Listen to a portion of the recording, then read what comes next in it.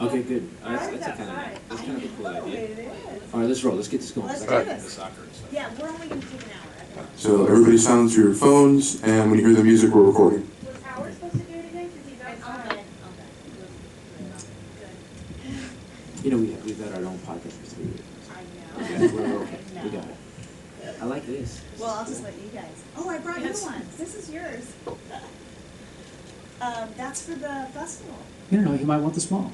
Maybe. He might. Tight fitting, ready? that's the thing. I That's think the- we're ready. the Let's thing. do this. Who are Elizabeth?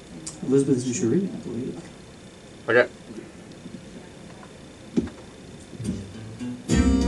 Ladies and gentlemen, welcome to another exciting episode of the FlappCast, Behind the Funny, where we find out what goes on behind the scenes at a comedy club. I am Barbara Holliday, I'm Joshua Snyder. and we have our amazing headliners here this week to help promote our weekend shows. Christopher Titus and Rachel Bradley. Yay, what's up, people? Yeah, hello. How you guys doing? What's Thanks for having up? us on in one of the coolest comedy clubs I think in the country. It's got that old '60s small vibe to it, you know. 60s? Yeah, no, not like it's old, but like, you know, comedy used to be in rooms like this. Comedy used to be like, it was a cool nightclub where like one night there'd be a jazz dude, the 3 jazz guys, and 95 guy going, I'm gonna tell that jazz that bad, and then 5 guys playing a different 6 song at the guys same snorting time, coke right? in the back. Yeah, snorting coke, a lot of cocaine, and then now it's all these big corporate comedy clubs that are huge, and I like coming here because it's well done, it's new, but it's got that old vibe to it. And finally, after how many years you guys been open now? 4 years this year. I noticed the last time I was here, there was comedy in the walls, and that's a big thing I have. I tell Rachel all the time. I said, you know, we'll go to a club. She's like, what about that club? And it's always a new club. It's always a club within the first year. And I believe this. It's a metaphysical thing for me. Comedy clubs absorb the laughter. And if you got a brand new club and it's only been there 3 months, it hasn't sucked up enough laughter to get that energy right. Or maybe it's just the audience being trained. But you know, sometimes she'll get off stage, she'll go comedy in the walls. It'll be like she'll rock and she'll go comedy in the walls. This club has comedy in the walls. And after 4 years, you guys have finally, you are no longer just a comedy club in a fucking mall. Joshua, we're not virgins anymore. You have comedy in the walls. So there you go. You know, John Cleese was in here, and he actually said to us, it was the greatest compliment ever, that we reminded him of an early Second City. See, that's what I Like see. it had that. How come when John Cleese says it, she's all like, happy? When I say, she's like, what do you mean 60s? Shut up, you suck, you're horrible. But John Cleese is a genius, and he's very funny. He's famous and he's a multi-millionaire. He's famous, yeah, well, not anymore after his divorce. I love that he called called that tour "Paying Off My Divorce Tour." He did a comedy tour. I love him for that. His daughter actually does comedy. She's in here quite a bit. Camilla, she's great. What a horrible situation that is. No matter how funny she is, your dad is John Cleese. Yeah. I said, Kelly Carlin, who's a friend of mine. I love Kelly. She's funny, but man, it's like oh, your dad's George Carlin. No matter what she does, no matter what Kelly Carlin does, Kelly Carlin, because she doesn't have the iconic thing that George Carlin has built up in our minds over the years. You know what I mean? Like George Carlin's George freaking Carlin. Kelly is Kelly Carlin, and no matter if she wrote something 10 times better than Modern Man or whatever, We're gonna compare. We're gonna go, hey, you know, your dad kind of did something like that. Yeah, it's tough. Well, what about That's your why kids? I say you should kill your parents early so you don't have anything to follow. Perfect. Go ahead, kids. Go ahead, kids. That's a little tip. What about your kids? you Are know. they going to be doing comedy anytime soon? I don't know, my son Jet, I don't think, he's funny, but he's funny, he's more John Cleese, Monty Python funny, because I say that because I don't get it half the time. He's really funny, and but he's really athletic too, so I don't know what he wants to. I would never force them into it. My daughter's a really great singer. I would never force them into show business. Show business is a soul-shaving, life-sucking nightmare with moments of brilliance. Well, you know what's awesome about you? Look at the comments sitting on the left, just nodding. Right. They're at home listening. Note that. All right. So you and Rachel met actually in the comedy scene. Rachel actually ran she ran 6 comedy clubs actually. What? And I didn't know it was 6. Yeah, she would tour all around and run the clubs and stuff, and then And again, the only thing worse than show business shaving off your soul is running a comedy club. You know what I'm talking about, Barb. Thank you for that reminder. You know what I'm talking about. I am so excited now that you At least when reminded you're me. in show business, you get those my pain. momentary. You get the moments like you're the star. Yes. I'm when never you're the behind- No, you're always comics whine. There's not enough water in the damn dressing room. I'm out of here. Who You know- wants to hit Actually, me his today? very first words to me were him complaining about my sound system. Okay, I show Because up you at know this that club. he travels He with did his that own here. wa- Wait, he did that here Okay, too. he's done that in every club across the world. Just so you know, I because fixed it now. No, you didn't. And trust I did, me, I did, it has sound been. check is on Friday. We'll see. Yeah, sound sound check is guy, on- pay attention. I'm filming Rizzoli and Isles on Friday, so I'll be here a little. So she's gonna come and do the sound check. Oh, awesome. Oh, well, I don't complain at all. Just plug it in. It's good. I think we have a pretty good sound system here, but it was, I do tell the story when you were in here the first time you were headlining here, guests are already in the audience sitting in here and you're like, where's the ladder? And we are, okay, here's the ladder, and then plop, there he is, pitched up against the wall, climbing on top of the ladder, adjusting our speakers. And you know what? You made it better. See, the problem was the speakers. See, the thing is, when you Crazy. have your own microphone and you start to learn about sound, you start to go, okay, those speakers are pointed at the microphone. So that means every time the speakers are feeding back, that's where you had the little buzz all the time. And all I did was move the speakers out about 10 degrees. It was brilliant. Come on, And the guests got a I'm pre-show. also the obnoxious guy too. I'm like, oh god, Titus is coming. Yeah, I guess he's gonna repaint. He's put up new curtains. What a douche. I love it. I Spend love 5 it. minutes in the kitchen with the Yeah, chef. exactly. By the way, these pizzas, there's not enough pesto, and I need a little more mushroom. So I just go with fixed clubs. You know, I'm like the Johnny Appleseed of comedy. I go through club to club, and I just Okay, fix things. so you say fix and they say therapy because we were just in Vagina Beach and we were doing the funny Vagina bone. Beach? Whatever. That's a great place. And I love that. the sound guy actually went home after his sound check crying. He No, left crying. not true. Tell Not the the truth. truth. I will tell the story. So the sound guy, he's one of those guys, and every once in a while you run. Most of the time, because I bring my own lav mic. Because why? Because not for any other reason than I'm afraid of the diseases that comic has sprayed on the house mic. That's what I'm that's saying. it. I'm kidding. Huh. I move a lot, and I do characters, and what I've learned over the years is that when you have the mic in your hand as a comic, okay. When you have the mic in your hand, comics say, there's no fourth wall. Yeah, there is. You're holding a mic and the audience isn't. So basically, no matter what you do, they know you're different. So I started wearing a lav mic after watching Rob Williams do it and Whoopi Goldberg do it, and I was like, you know, I have more freedom with that. But the trade-off is sometimes the sound's going to be weird. So I spent a lot of money on the system. I didn't know the system that well, and I got it working, and we all make it work. So I go to Vagina Beach, and this dude, the sound guy, most of the sound guys are the busboy. Most of the guys, I was in a band for like 3 weeks once, and so I do the sound now. Sorry, Ed. I also park the cars. Now, Ed's a pro. Ed's LA. All right. In LA, by the way, LA aside, because everyone in LA is a sound guy. Honestly, if you were born in LA, the DNA strand, your sound guy is in there somewhere. You can learn it. So this guy goes, dude, I tour with these bands, and he lists these bands that I know. And he goes, I did their sound for years, I just stopped doing it. Not thinking that if you were that good as a sound guy, why are you working in a comedy club now? So I didn't think that. I go, okay, this guy's great. So I turned my system over, and I have a really high-end system, the same system that they use on the Tonight Show. Electrosonics, top of the line. It costs like $3,800, and I tour with it because I want to make it as easy on everybody because I don't want you guys standing in the back room going, God, Titus, he comes in and he's a headliner and his sound sucks and we hate him. I don't want that. So this guy grabs my mic and changes every setting on it while I'm gone. And I came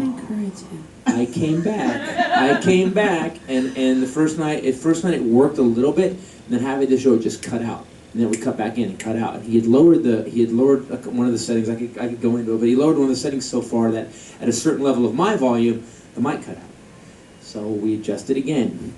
So I tell him this is Saturday. Now Saturday, you know what Saturday is? Busiest day Busy of the money. week. Gotta be the best show, we right? live for Saturdays. Sound, everything. So he on Saturday afternoon.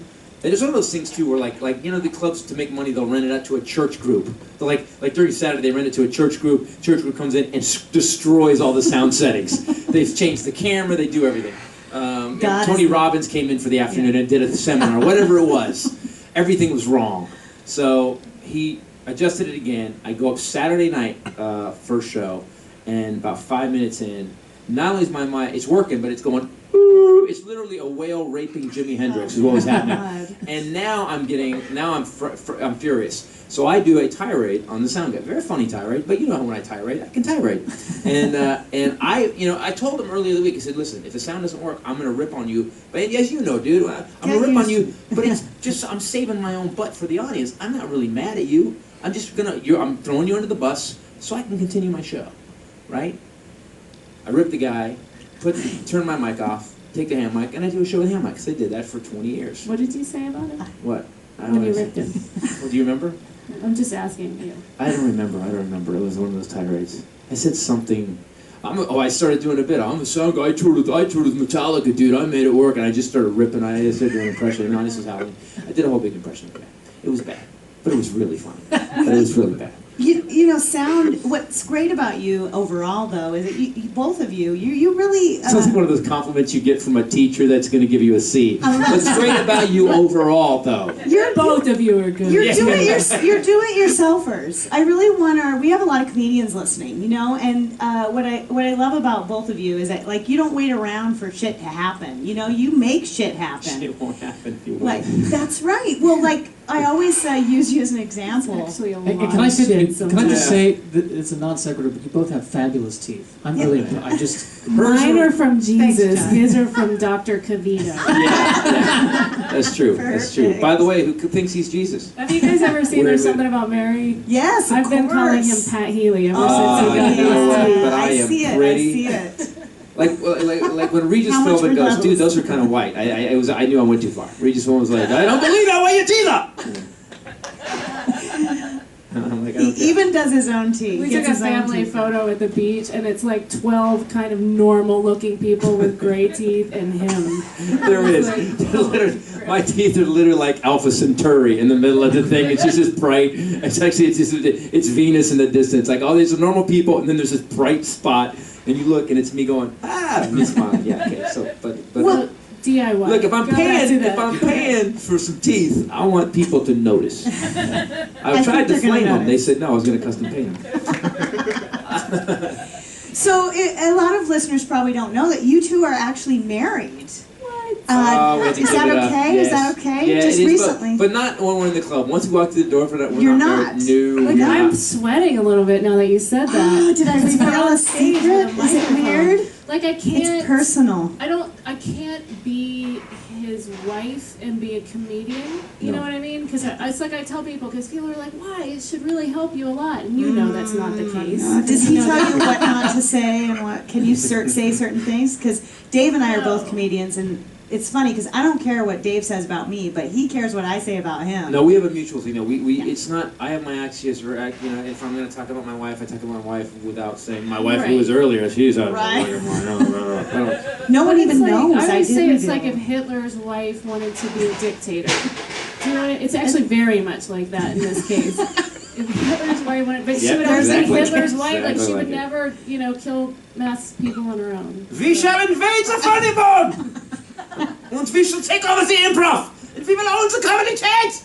But it is cool to be a comedy couple in the sense How of you at wake least me up every morning. really that's your alarm It's also clock. how we have sex. It's good. Oh, perfect. I actually started waking you up for a while. Do you remember that couple weeks where you'd be in a dead sleep and I'd be like, "What's up, motherfucker?" Yeah. And you would just sit straight up like, "Why? Yeah. Why?"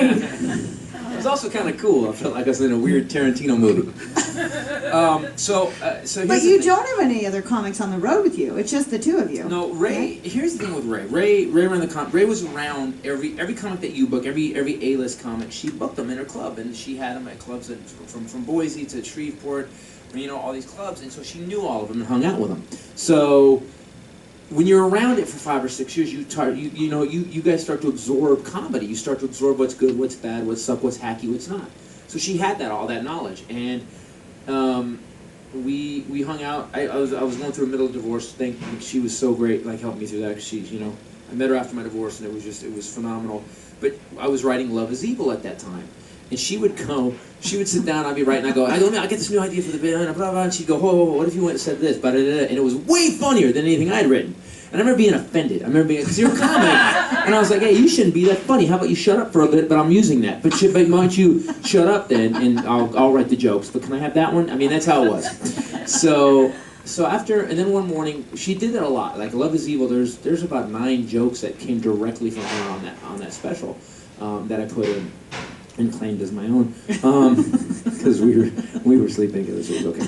It's totally fine. That's because we weren't married yet. Yeah, we now weren't they're married. half mine. Wow, see that kind of stuff, those sentences scare me. So those sentences just put a chill down my spine. So then what happens is one morning, and I'll never forget it, one morning we were, I was asleep, she was always up before me, and she was at the dresser, and she turns around and she goes, I'm at war with my pajamas. And I said, what? And she goes, I'm at war with my pajamas. I get these pajamas, and they're real soft and nice, and I wear them for a while, and then I put them in the wash, and I get these little balls on them. Those balls start to hurt my skin. They scratch me a little bit, and I don't like it, but I love it. They've been so good to me for so long. And she does this 2-minute thing that she's not trying to be funny with, and it was really ridiculous, Monty Python-esque, I'm at war with my pajamas thing. And I said, you need to write that down, because I was half asleep. I'm like, I don't know what you just said, but it really, I sensed my internal comedy thing goes, you should write that down, because it's the stupidest, funniest thing I've heard in a long time. And she wrote this show called Pajamas and Other Things I'm at War With. And it was this whole 1-hour show. I'm telling the story because you're here. I've told you before without you being here, so now she can tell me why. Barb was a part of this. Yeah. So the debut. So then what happens is she had the show written, she'd written all these stories, great stories, some of them she still hasn't brought on the stage, and it was an hour, and then she took about 2 years where she wouldn't go on stage, and I kept saying, you gotta go on stage and try, you gotta try. It's a short life. Listen, any comic out there that's worried about trying, there's two choices you can make as a comic. You can try to be funny and be successful. I guarantee you will fail trying to be successful. Or you can try to be you and be funny, and I guarantee you'll succeed. Money and success is like a hot chick. You chase a hot chick, they run from you. You ignore a hot chick and do what you want to do and be the person you're supposed to be. She's like, that guy's kind of interesting. Look who I'm sitting next to. The reason people don't think we're married is because there's no way I can land that. Yeah, that's right. There's no way I can land that. So pretty much I have kind of a buffer. Even when we say we're married, they go, no. That's what happens. You didn't so much turn from me and go the other way. You more cried a lot, and I wanted to protect you. Yeah. I was a tiny. Can I ask what your sign? I was in the fetal position a lot at the beginning because of my divorce and my kids. Wait, what are your signs? I want to know your signs. Libra. We're both Libras. Both Libra, yeah. Both Libras? Yeah, like 2 days apart. Okay. Well, and 13 years.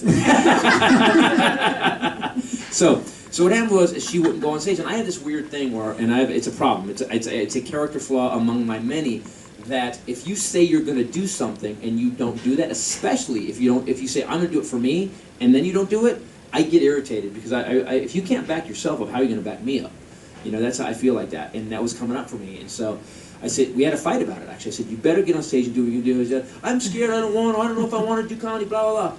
So I went to the Ice House, and I entered her in the Ice House comedy competition. And it was you. And then I went home and told her that I'd entered her in the Ice House comedy competition. And she was like, what? No, I'm not doing it. Oh, when? And then I knew it was like that. Okay, she stepped off the cliff now, and she did it. And that night she came in second in front of the 9 people that were there. It was great. You tell her about the video we have. She has this bit that the problem is she's got a couple of degrees, and she's got a degree in English, and so she's... the problem with me. Because I didn't go to college. She's educated. That's the problem. No, when you're a comic, here's the problem. If you have an English degree, that gets in the way of writing comedy, because comedy is written the way you talk. Agreed. Comedy is written the way you talk, and English degrees make you write the way people write. So she had to learn how to write the way she talks, as opposed, because she would write these incredibly well-written pieces that on paper would look phenomenal, but on stage they were too long or whatever. So she wrote this bit at the beginning, this really funny bit about basically she went to Christian school. But you got to tell about the first time on stage you did that bit, and how with the video it just shows you slowly giving up on the bit. This is great to watch. We always, we're going to do an embarrassing video night, and that's the video. That's the one that I'm holding. We all have that video. Every comic has that video that you shot at some nightmare club. And I think that I got that you hoped was going to get you the Tonight Show. It was Weren't you talking about your hoodly hoo? No, I would never be able to talk about my hoodly hoo and be with him. He's an No, asshole when it I'm comes trying to to that. remember what it was. It was I was sent to a Christian school, a private Christian school, and I said the principal, it was so strict that he held school assembly nailed to a cross, and I become the principal with my arms out, and I'm on the cross.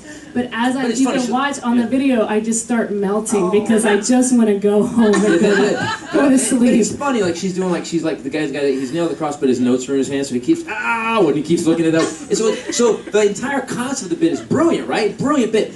She wasn't nowhere near, but people don't understand this. Sometimes you'll write a bit as a comic, and you're like, especially at the beginning, because if you became a comic, it's because that thing in your brain knows what you can be, but you haven't been on stage yet to know how to do that. So there's a bit in this new show, actually, Angry Pursuit of Happiness, that I wrote in 1996, that I took the concept and rewrote it for this new show because I wasn't good enough to make it consistent in 96. She wasn't good enough to pull this bit off. And it was funny because it's really conceptual, and this guy's in front of the kid, he's making fun of the kids, but he's kind of a scumbag too, and there's all these levels to it, and as she's doing the bit, the video's great because she's got her arms out on the cross, and as she's doing the bit, you can just see her bailing on it.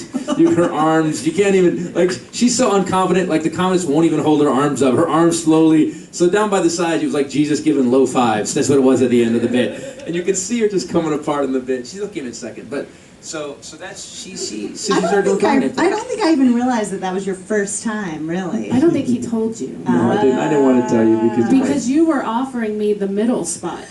Not the competitor spot, but the middle spot, because he didn't tell you. And I was saying, He was Sneaky kind enough to bastard. not do that to me. Hey, so you guys, listen, you're on the road, you're touring all the time, and, we always like to kind of find out a little bit about, writing process. Like, are you the notebook by your bed? Are you the tape recorder? How do you write down your stuff, or do you write it down? Or do you just remember it? Are you just storytelling? Curious. well, there's a story from this club, actually. I asked Bill Burr to come down and watch, before he filmed Voice in My Head, the last special I did. I said, Bill, come down and watch the set. I want to make sure I'm not missing anything, or if it's not. I remember that. So Bill came down to watch, and on my computer was in the back, and the green room opened up, and Bill sitting, he goes, he looks at my computer and goes, fucking write this shit down? You write this shit down? And so I do write this stuff down. Well, what's amazing about him is we'll watch Bill, and I've had a favorite joke of his. I said it to him a couple months later, and he didn't remember it. He laughed when I told him the joke, and I said, no, that was your joke. Because he doesn't write it down, he forgets. And then I saw him again a few months later, and he goes, hey, tell me that joke again. That's a big problem. That's a problem. So any comic that just, a lot of guys, whether it's stress from school or flashbacks when you're a kid and you hated doing homework, a lot of guys don't write stuff down. And if you don't write stuff down, I don't even know how many times, I do 90 minutes on stage, so there's been times I've riffed stuff on stage, and by the time I walked off, I'd forgotten it. And that's annoying. And then the next time I'm on stage, I remember again, and I do the joke, and then I walk, I say, what the hell was the joke? And then eventually I just have to trust I'll remember it. I write everything down. When I write a show, I usually start with a concept. Angry Pursuit of Happiness, I had to kind of face something about my life, which it starts with a couple bits, random bits. I just wrote a bit about the Pope, and I wrote a bit about terrorism in America, and why do terrorists hate us, and prove that there's no reason they should. And then those bits have since dropped off the show, and the show turned into this thing about I was happy. I was happy, and it scared the hell out of me, because I'm happy now. How do I deal with that? You know my shows. It's all about my mom killing herself, and mental illness, and alcoholism, and the world taking our country back, and beating up little kids, and and then I had to face I was happy, and how do I deal with that? And it was kind of about all of us. So, and then I sit down and I write everything. I have a formula for stories. So many comics will go, Titus, like at the Springsteen story, Voice in My Head is 28 minutes. They go, how the hell do you write a 28-minute story? What I used to do is, here's the problem with comedians.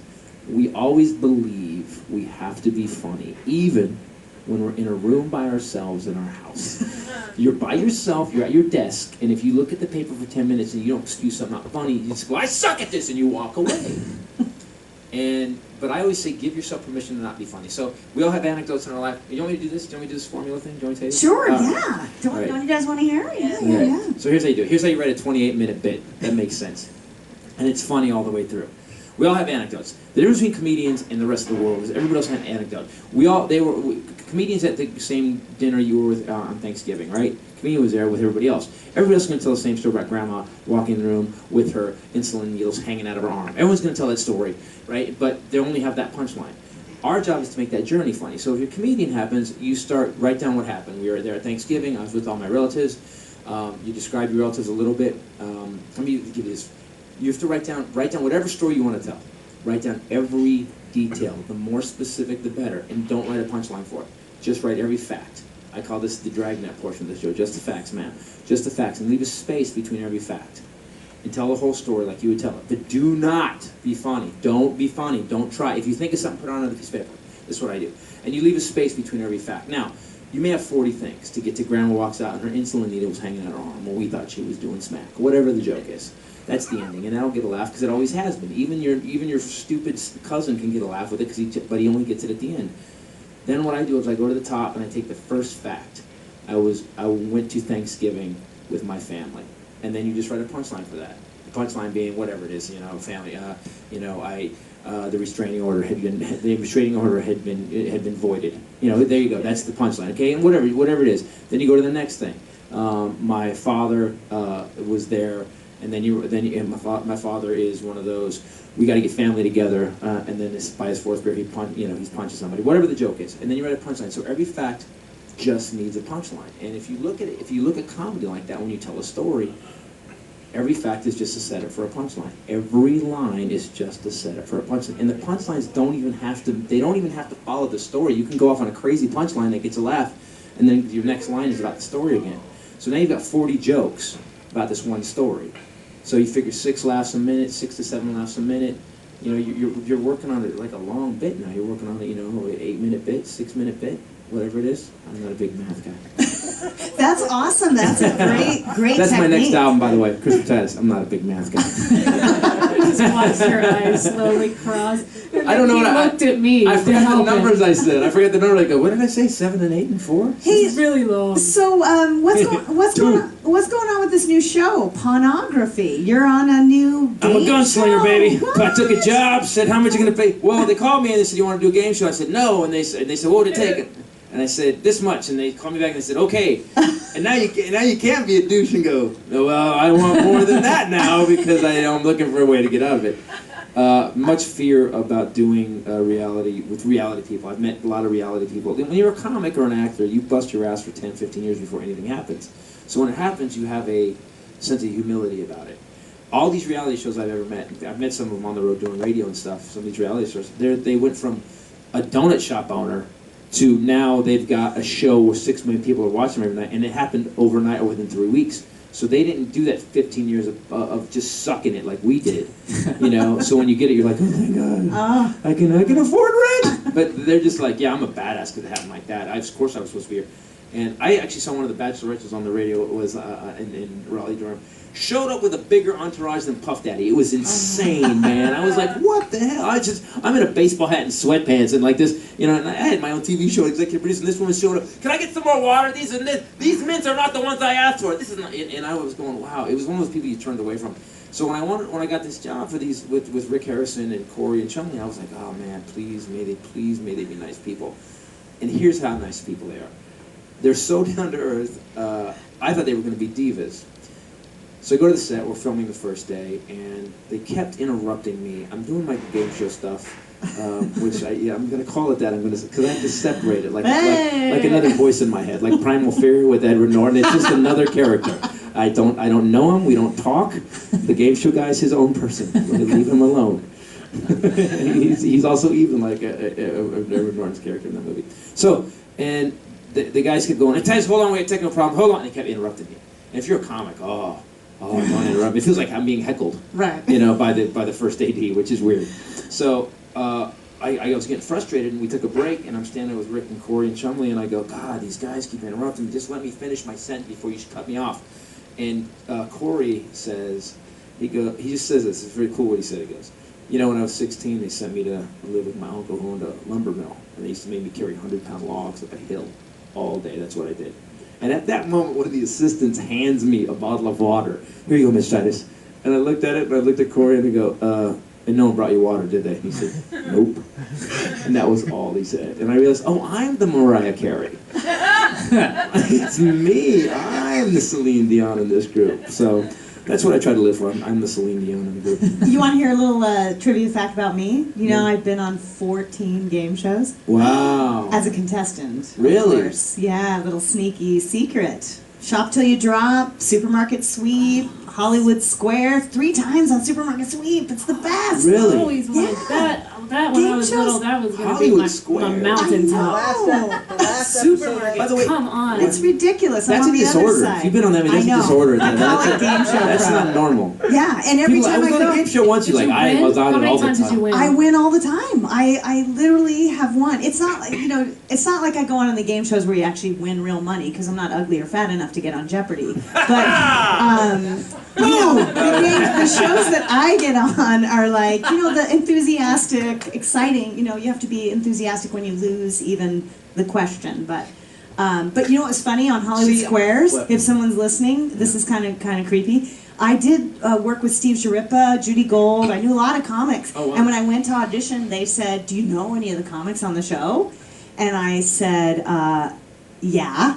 And they said, "Do you really know the comics on the show? Like if I was on your show?" Right. And I said, "Well, yeah." And they said, "Just a minute." And they left the room. They came back, and they guess they talked to Steve and Judy and stuff. And they said, "You don't really know those people, right? That you're fine. Just sign here, And I think because they wanted me on the show, and basically it was kind of sneaky. I We are really a think bubbly, it is. vivacious, just ball of joy. I Correct. love. Correct. I Do you will have take- video evidence? I of do. Supermarket I Sweep? do. Would you like? Well, let's I'd do like it at to vet you embarrass. before Yes, you No, get my embarrassment night. Embarrassment video night. I You know, will we bring. should do that at the club. You guys have a that- screen. We Yeah, should get let's 10 do it. comics and just I have love it. talk about their worst sets. Like come up, talk about is do like embarrassing. 10 minutes introducing your worst moment, and then show it to the audience where we're like, oh my god, like because I have some stuff that I look at now and I just. Turn this off. Oh, People bring wow. Killer Clowns from Outer Space to me to sign all the time, and I'm in it. I'm like, oh, I always write "fuck you" right on the cover, Titus, because I'm really, really upset about that. That's the worst thing. If we're the first acting job I ever had is that. Well, we're gonna book. That sounds like a fun idea. I'm gonna do it. We should book it. It'll be That's a fun a good show. idea, right? 15, and you get to talk, Oh, yeah. you get to talk about 3 minutes either before or after about what you're going to show. Yep. And we just have comic And after then- comic. You load them up on the clips. Great idea. That'd be great. It'd be fun. Embarrassing And people would video love to watch you. And with all the YouTube stuff, people would love to watch how bad you sucked. I have this one video where I used to have this flip of hair, like it was this big wave of hair. It was like, dude, can we surf your head? When I went to Hermosa Beach, it was like this big, huge, twisted wave, and it was a punchline indicator. If something didn't work, I would shake my head, and it would go blah, blah, blah, blah, blah, blah. And it's the worst. Oh, it's the worst. God, it's the worst. So, well, what's God, I was such a crappy comic for so long. Not anymore. No, And I'm a raging genius now, but then. You guys need to come check out Titus and Rachel this weekend at Flappers, headlining August 8th and 9th at our Burbank Club. They're awesome shows, and he always pushes it to the limit. This is 100% different from the last show I did. Your voice, man. There's Great. nothing even. I think that's why And people but keep coming back This to is the watch best you. thing I've ever written. There's a bit called, I have a bit, Arm the Children is one of my favorites. There's a bit called Here's How Life Goes, which is birth to death in about 11 minutes, and it's the worst. It's the most depressing, funniest, but most of the most depressing pieces. A bit about my dad's ED problem, which is just, it's the grossest thing you'll ever hear. It's some of the best stuff I've ever written. It's really, I enjoy it, and I do my own eulogy at the end. This is, I've never had more fun on stage than doing this one. Like this one, let's see, here's when you're a comic and you're starting out, you got these bits coming into your head, and especially, we all start to hate our material at one point, don't we? Yes. We all start to despise our material. And you'll be on stage and you're like, that thing's coming, you're like, oh, I don't want to do this bit, I want to do this bit. So I was watching Jimmy Fallon and you're doing it, and you're halfway through it, and your soul's just slowly curling up into a raisin. So, this show, I have none of that. In fact, this show, as things are coming, I'm like, oh, I gotta do this bit now! Oh, So, that's I'm fun. excited. Awesome. So either I'm getting better as a writer and a comic, or Alzheimer's is setting in. Well, you've been doing this so long. We really. I love the way you said that. Well, here I am, like the bit to cheesy host again. But one of the things that we built Flappers on was really comedy community, and I think we're doing a really good job of developing young comics. And, we have a segment here on our podcast we call Punch It Up, Yeah. where we like to invite some new comics to come up and do 3 minutes for us. Right. And, see if you and your amazing headliner wisdom, and Rachel, you too, can give them some tags or And Rachel, with my ideas to amazing punch it headliner up. wisdom. No, she's a pro now. You She guys is. come and you will be. I know we were talking about old stories about Rachel, but she holds her own. She's a strong. You know what's great about Ray's that like her stuff is like she Woman. really will not do anything. You will not hear her talking about blowjobs or sex or anal rape. It's like it's all smart stuff. We have women on the road that just come up to her and go, like they'll just turn away from me and go, "You're my favorite comedian," out to her because she's getting it, and it's weird because I'm really hard on her. I don't want to have my girl being on stage and sucking, because then it's just, Titus brought his wife again. Oh, God. She has to stand on her own or else it ain't going to work. And she does every week. All right, who's up Awesome. first? Well, okay, and don't do girly comedy. No, we actually have two women, I think, today, right? Or Yes, we who do. do we have? First, Joshua Snyder. First up, we have Cheri Hodge, ladies and gentlemen. Cheri Hodge, bring it out. Welcome. Best situation ever to do comedy. Worst gig ever. Who booked Gosh. this? First, I would like to thank Josh for putting me up today at this podcast. He did not ask for anything in return except for some Italian ice cream. By the way, does anyone know where I can get fellatio around here? I was in Hollywood, of course, when I walked past a porn theater. My first thought was, but my second thought was just how fun would it be to be the stereotypical black woman in the movie theater. And the crazy thing about it is that the same phrases I would use at a normal theater would go so well with the porn theater. Don't go in there. Why you asking who the fuck at the door? You know who's at the door. Don't act innocent. Of course the black dude gotta die first. I have some pickup lines, by the way. You guys can feel free to take notes because they will work, or your money back. The first one. Hey boy, your dick must be good, because my sister won't stop calling you. Hey boy, you must wash your underwear in Windex, because I want to use them to wash my car. Hey, you must be Clay Aiken, because you stole my heart, but I know you're not interested.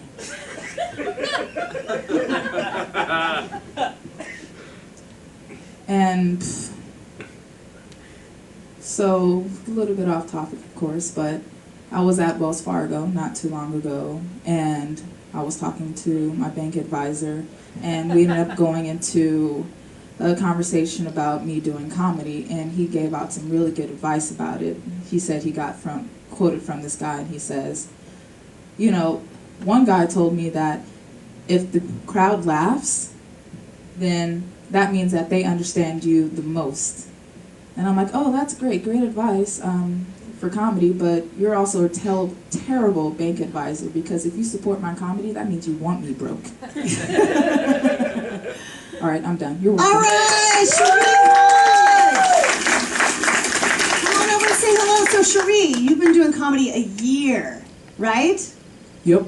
And tell them how old you are. 18. That's when I started. 18. That's when I started. Hell yeah. I'm old now. But I started 18. I have no other skills. So, what do you guys think? I mean, this is someone who's doing comedy a year. Well, here's the thing. No. When you're especially a year and 18, like some people are 35 when they start and they've done it a year. So a year and 18, your life experience is so limited. I know at 18 you don't. Oh, you're nodding. Thank God, you're self-aware too. Wow. I think I don't have any notes except for two things. I will say this about. I like the way you put it. The Clayton joke, really funny. You went from like kind of sexual, dirty, kind of innuendo stuff too. Then you went to Clayton jokes, really smart. So it shows. I always look for that. Like so many guys will talk about a comic and go, oh, he sucks or this or that or whatever. Not that you did, but or he's good because he did a song parody at the end. And I always look for the writing. I look for the one joke, 3 jokes on a new comic that I go, okay, that's a spark. That's where you're going to go. You have good stage presence. You have writing ability, and it'll just keep getting better. And that you're starting at 18, you are so far ahead of the game. And you're a black woman. Oh my goodness. Bingo! Shit, I didn't Bonus. want you to notice that. Like, I didn't know that was obvious. No, it was the bit you did. It was. Let me tell you what I say in that whatever you did. It was like that movie thing. You told me, Black was talking movie theater, and I asked Rachel, is she black? and Rachel said, I think so. Here's what I will say about sexual stuff, and you can go to anybody that spends any time writing any fart jokes, dick jokes, anal rape jokes, anything like that. Just know that it is a well-traveled road. It is not a well-traveled road. It is a 7-lane freeway, and unless you can guarantee me that you are going to write that joke better than Dave Attell. Because I can listen to Dave Attell talk about stuff that I've heard other comics talk about, but Dave does it in a way that is so brilliant, and the right turns are so different. If you hold up the guy who's the best dirty comic on the planet, Dave Attell, if you're that smart and that funny, go for it. If you're not, you're going to waste time, because no one in this town is going to come watch you showcase and give you a job. They're going to be like, yeah, kind of funny, is that all she can do, blah, blah. You tell a story about you, the Wells Fargo thing, wherever you go in your life, figure out a way to talk about you and what you think. You don't have to tell a story about your life. Just make sure you talk about what you think with the passion that you think about it. You know, I can't write anything now unless I care about it. So, but all that stuff, it's easy laughs, it'll work every time, but it will not advance you at all. And I have a list, you gotta know I've been doing this 30 years. I have a list of comics that were really funny for a short time with dirty stuff. And what happens is that they just fade. They just turn down, and all of a sudden the guy's doing a substitute teaching job. And with your look, with your age, and how smart you are, you're just wasting your time. Do what you gotta do to get the job, but there will be a point, talk about it, building your own glass ceiling in. Because if you start killing with dirty stuff, you will just go kink and you'll just stop. And there'll just be this bitter road act. It's funny how the joke, I literally circled Clay Aiken. Yeah. And you went right there too. There's certain jokes that are just so great. That was one of them. And those, if you can write more of those, it'll just take you a lot farther. That's a television joke. That's like something that the guy like Jimmy Fallon, I get pictures of Fallon or Seth Meyers, people going, hey, that's a really smart joke. No one at my school understood that joke. She just Really? graduated from high school, by the way. Cheri just graduated from high school. Yeah, what, 3 weeks ago? Like, 4 weeks ago? Don't write for your school. No, in fact, you should be happy that no one got that joke. Good, I'm on the right path. My first performance ever was at the Senior Follies talent show, and I wrote 10 minutes about all the teachers, smart stuff like that, and half of it was like making fun of us. And then to close it, because I knew I had to kind of dumb it down to close it, I walked the incoming the juniors who are going to be seniors next year, how to correctly trash a freshman, and we brought a volunteer out. We tied up this kid and had him just duct taped, and we stuffed him in a garbage can and kicked it over, and now that's how I ended it. But Having memories of high school now. That was my first time. That was my first time doing stand up. That was my first time doing stand up. Was in front of the Senior Follies. Oh wow! Yeah. You know who killed? One of the football players who stripped. that sounds just like the talent show we had at Paramount. Like, it was all these performing artists, and then the person who won was the one who did flips all around the Yeah. Right. And by the way, as a comic, you're gonna have to suck that up for the rest of your career. You're gonna have to sit there. I saw a guy who was just like by far the worst writer recently. It was a bunch of someone asked me to do this benefit thing. I did it. By far the worst writer, but he ended with this song, and he's screaming in the mic in this song, and I just shaking my head, and he killed. And I was like, okay. But then again, don't write your own glass ceiling. You know, great job. Rachel, anything for her? I just think that as a female comic, I thought you were great. I definitely think I'm so jealous, like you were saying 18 and you've already done it a year. Like, I'm sort of want to go slit my wrist now, but don't, you have pretty arms. Thank you. Do you think they're slender though? Like, did you think slender when you were Comedy, Jesus, I women. think you're a woman, and that's a fucking proud thing on a comedy stage, and you should come on the stage and own that. And I get that this is the worst gig ever booked, Ever. Hey. Ever. Like, oh, come on. Us sitting here staring at her. Hard to do them, stand I mean, up in this. That's what I mean. Not Yeah. in flappers. Like at a this guy with particular 6 moment. comedy specials sitting behind someone doing 3 minutes in front of 5 other comics. Do Could it. it be Make better than us this? laugh. Make us laugh. Oh, the only way it could be better is like the gig that we had in San Marco, Florida, where when I went up, they were serving the whole front row a giant platter of crab that you had to crack and putting bibs on them, and every punchline.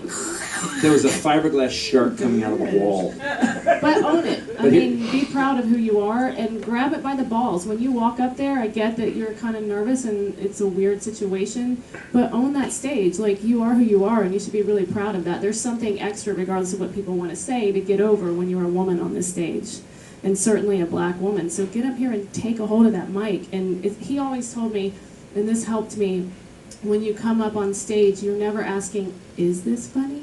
You're saying, this is fucking funny. And that's all there is. That's the attitude. Yeah. Oh, your mic got cut. No, I was, He talks too I much. was listening to you and telling you with love in my eyes, and then and I had my Fight. Just because your handheld mic technique sucks. Shireen, I hope that was helpful for you. It was awesome. Thank you so much for joining us today. Nice to see you around Flappers. Do you have time for one more? Yeah. Go We ahead. have another female. We just happen to have 2 ladies today. Going for Elizabeth, is it Klingele? Klingele. Elizabeth Klingele. Pringle, rhymes with Pringle, right? Hi, girl. Is it okay if I Whatever you need to do, do, girl, you go for it. This just makes it To more make eye awkward for us, contact. though, if she looks at us. Right. Uh-oh, she's gonna Can look at everybody, us. can everybody see me? Go Look at 45 us. so I everybody. know, right? There you go. There you go. All You got right. it. So, I'm glad you brought up storytelling. I have a story. I would love your feedback on it. We've all brought Groupons before. I don't know if we've all had Groupon horror stories. I bought a Groupon for a massage. Perfectly normal thing. I go in. I walk. The woman comes into the room with me. She's 6'2", spiky blonde hair, not unlike yours actually, and she's red all over. She looked like a giant sunburnt Gary Busey, and she's Russian. So she's terrifying. So she walks in the room and she looks at me and she says, "Take off clothes. Lie on top of sheet. No clothes or sheet gets in way. Don't worry, I won't touch nipples." So this is how it's gonna be. Okay, so usually at this time, the person leaves the room so you can take your clothes off. Well, no, she goes, "Do you like classical music?" I like whatever you tell me to like. Okay? So she goes over and she plays the Wedding March. I'm not kidding. She's like, "This is my favorite CD." So then she just stays there. So I have to strip to dun dun dun dun. It was like the whole CD was like the wedding march, the graduation march, the funeral march. It's terrible. So she starts like massaging me and she starts doing these breathing exercises with me. She's like, breathe in, hold it, hold it, hold it. And the whole time she's holding her breath.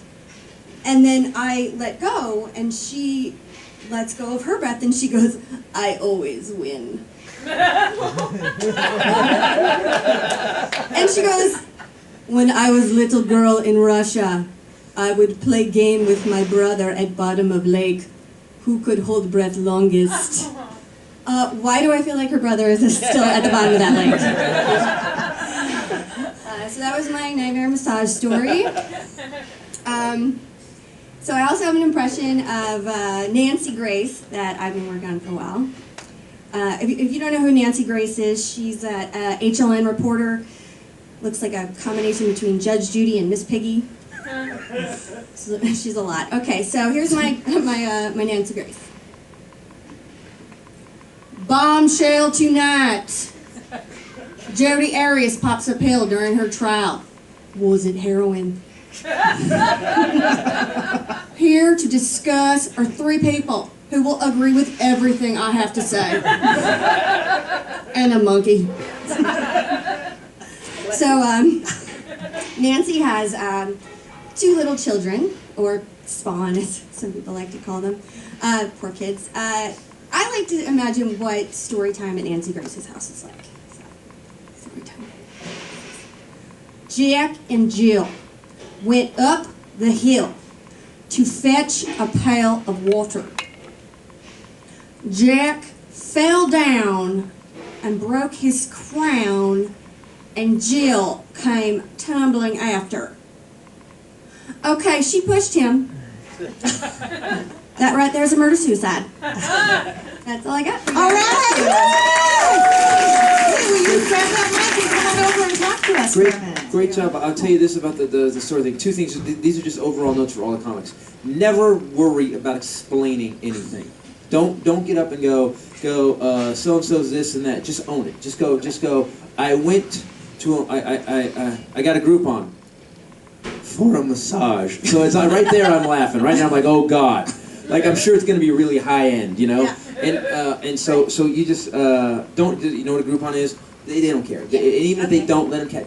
This goes back to the English. Like, don't write like you know, he I was an goes, English she goes. major too. Oh. Yeah. It's a chain. It gets in the way of comedy. It'll help you later on. So that being said, the Russian character, don't drop it when you do it. You were doing it so well, and then you need to hold. You need to when she even if you can find a way she breathes funny, like you know, and then I'll never change the voice. Very funny, by the way. Very distinct. Very funny. Keep that. There's more to that story, and your joke at the end. You need a closer. Like. A lot of times when I talk about these anecdotes, the closer is my brother at the bottom of the lake. I always win, and was too young to testify at the trial. So like there's a joke at the end that you're like, oh my God, and then you're hoping, please don't touch my nipples. You know whatever your ending is. Right. There's a callback in there. So in the story, so every bit. Don't worry about explaining to the audience. They're in a comedy club. They came to see you. It's not your job to make it okay. Just tell your jokes. They know what a Groupon is. They know with the internet and everything. They know. That being said, the one more thing I want to talk. Oh, Nancy Grace. Nancy Grace is a character. If you can do a whole set, let's say you're doing 30, right? So that character, I would do that bit early. And then as you could have Nancy Grace comment on your act as you went through. You could actually have, like Nancy Grace was calling it back, you could keep popping that through and then we'd call back. It would also help you segue to different bits if the bits you don't have segues. So, and the Nancy Grace thing, and write the Jack and Jill joke better. Great setup, the setup's too long and you just need to write a better ending. Because what I find Nancy Grace does, where she will always go, she will actually say something crazy. And Jill came tumbling after, and then she'd say something like, was it murder or an accident? She'll just like go off. She'll be just like it'll just be like the most innocuous thing, and then you take it to a 10, where you're like, what just happened? You know? There was smell of death in the well. There was smell of death in the well. You know, there was a pizza box with death in it. They had a death pizza, or did someone die? You know, there's always something, she's always insane. So you could, and as you develop it, you'll find how far you can go. I always tell comics, take it as far as where it's stupid. If you're ever on stage and you're scared, me and Rachel have a thing we do before. We do a thing before we go on stage, which is fuck these people. And I don't mean, because it's a razor's edge. You have to love them to make them like you, but they don't get to run you. So fuck these people. I'm doing what I do. If you don't like it, fine. Now, if we're doing what you're doing and they're not digging it, don't pull it back. Put the pedal to the floor. Go sillier and bigger, because eventually you're running them. Eventually they'll be like, wow, they really don't care what we think. And then they got to jump on board. Harlan Williams is an excellent Harlan Williams, example. good example. Harlan Williams. Harlan does not give a flying rat's ass, and he's always funny. And at one point, have you ever seen Harlan? You guys ever seen him? Yeah, he comes here a lot, actually. You ever seen an audience get confused by him? Oh, yeah. And then all of a sudden, 5 minutes after that, they're howling? Yep. Because he doesn't care. And they eventually go with you. Never tap the brakes. You rule. Never the tap stage the brakes, rules. especially on new material. Don't tap the brakes. Just keep the pedal down all the way. Because sometimes the confidence it's a Jedi mind trick. It'll confuse them. I'm like, well, maybe I'm not getting it because they really think that's funny. And then you'll get off the stage without them throwing anything or screaming at you. Excellent. I just had one little tag for you. I don't know if it works, but on the Russian lady, it reminded me of Red from Orange is the New Black. Oh, totally. And it's getting a lot of heat, so maybe that might be a good reference to, Yeah. Red from Orange is the New Black. You haven't watched that show? But she's the Russian, runs the kitchen. And then there could be some side. Yeah. That character is really. Sorry. That character is really funny, and the story's longer than you're giving it. Yes, There's it a lot is. of setup. That's what I was gonna say, because I actually have a long bit where I had a couples massage with my 81-year-old grandmother, and I just want to say this on air that the people, they were all 90-something years old that ran this spa, and they played the wedding march. No. So that's why I hit him during it, because if any of you bitches come and say I stole that from her, I will find you. She stole it from you, I man. need You everyone to comment, sign hack, their name on a thief. piece of paper when this Sorry, is over. I'm just kidding. But anyway, I do think that there's so much more available there, especially like I'm wondering what you were doing, what you were thinking, what it was reminding you of, like how you were coping with this, because I heard a lot about her and I loved that. And also, I mean, I know I come from the school of Christopher Titus storytelling, hard knocks, ass beating, crying, fetal position school. But when you were finished with that, I was disappointed. Like, I was like, because I feel like I love when people story tell because you get to know them. Yeah. And so I was totally engaged when you started talking. I was like, yes, yes, yes. And then you quit, and I was like, oh.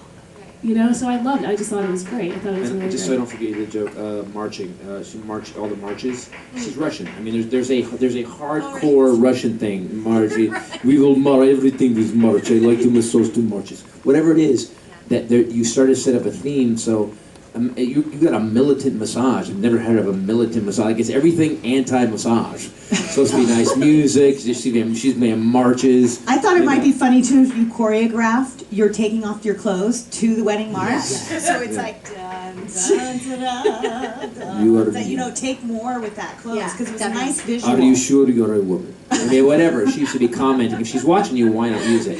If she's in the room, which is the weirdest thing I've ever heard in a massage. The greatest part is that you kept doing it. So and Russian people are so like that too. I am judging every piece of clothing that comes off. I am judging you. Continue.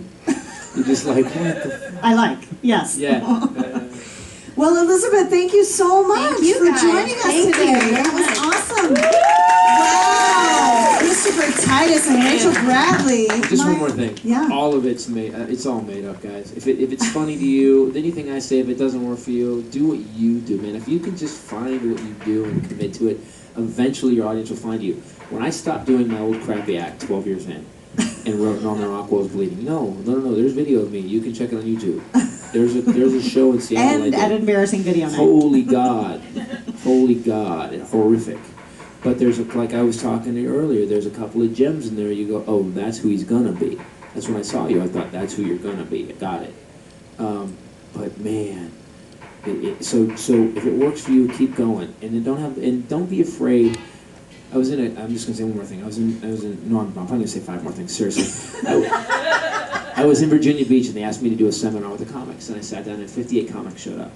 And one guy said to me, and I'll never forget it. He goes, what if you got your 15 minutes, and and it really works well? How do you do new material? Which is the dumbest thing I've ever heard. It's like a weird question. And I said, well, how long have you been doing it? And he said 8 years, and I can't tell that guy anything. I can't say anything to that guy because if you've been doing it 8 years and you have 15 minutes that you continue to beat to death, that means there's a Lewinsky joke in there somewhere. That means there's some stuff that you should not be talking about. George Bush? Jeez. Yeah, there's some Bush old stuff. Shit. So I was like, I don't know what to tell you, man. You have to throw. I said, if you know that works, you need to walk up next week with not one of those jokes. You need to take all 15 minutes and throw it away.